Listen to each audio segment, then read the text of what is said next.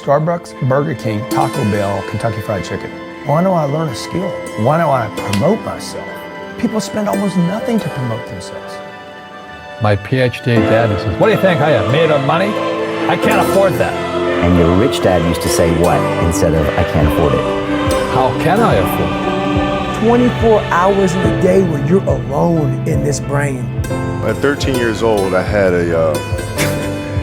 a kill list, Street and Smith basketball rankings, and I was nowhere to be found. So I was like 57 on the list. And so I would look at 56, 55, all the way up to number 1, who these players are. So when we go on an AAU travel circuit, hunt them down and knock them down.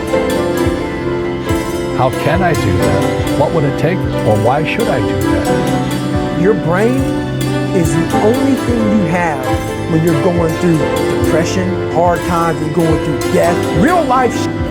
Everybody else is, partying it up Saturday, whether they won or lost, they're all having a good time, eating pizza, doing this. I'm thinking about how I'm gonna get better. A question opens the mind, a statement closes the mind. So when you say I can't afford it, the mind shuts down. You become what you say. Don't toot your own horn. Be seen and not heard. Don't show off. Don't be a bragger. Don't talk about yourself. Don't get so much attention. We're told this as little kids. Fly under the radar. If you get too big, you're going to get attacked. Nobody's telling us. Get so big that no attack can bother you. I realize if I keep going back, and going back until it just becomes, your mind will say, okay, we're going to figure it out. You'll find a way. Because he is not going to stop.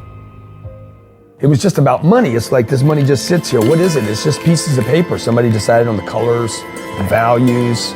Somebody put a little stamp on it. A lot of work went into making me believe this is somehow valuable.